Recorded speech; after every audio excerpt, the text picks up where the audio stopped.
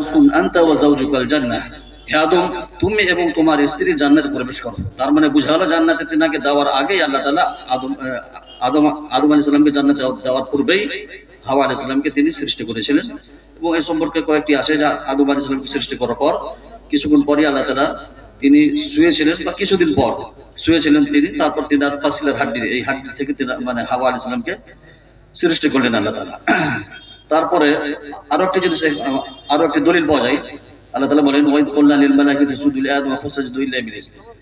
তারপরে আল্লাহ তাআলা বলেন ওয়া কুলনা ইয়া আদম উসকুন আনতা ওয়া যাওজুকাল জান্নাহ, যে তারপর বলেন যে এখানে আল্লাহ তাআলা কয়েকটি কথা বলেছেন। তার মধ্যে যে আদম আলাইহিস সালামকে ফেরেশতাদেরকে আল্লাহ তাআলা বললেন যে তোমরা আদম আলাইহিস সালামকে সিজদা করো।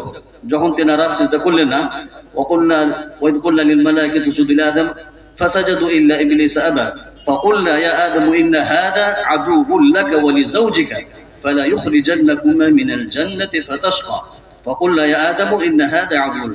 যখন সমস্ত ফেরেশতা সিজদা করলেন কিন্তু ইবলিস সিজদা করল না, তখন আল্লাহ তাআলা বললেন যে এটা তোমার দুশমন, এটা তোমার এবং তোমার স্ত্রীর দুশমন। তার মানে আল্লাহ তাআলা যখন আদম আলাইহিস সালামকে সৃষ্টি করলেন এবং ফেরেশতাদেরকে সিজদা করালেন, তার পূর্বে হাওয়া আলাইহিস সালামকে আল্লাহ তাআলা সৃষ্টি করে দিয়েছিলেন। তো খুব বেশি একটা গ্যাপ নেই, কারণ তারপরে আল্লাহ তাআলা বলেন ইন্না হাযা আদুউল লাকা ওয়া লিজাওজিকা, এটা তোমার এবং তোমার স্ত্রীর দুশমন।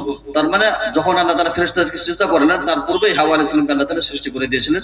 এটাই আল্লামা ইবনে কাসির রাহিমাহুল্লাহ এই জিনিসটি প্রাধান্য দেন।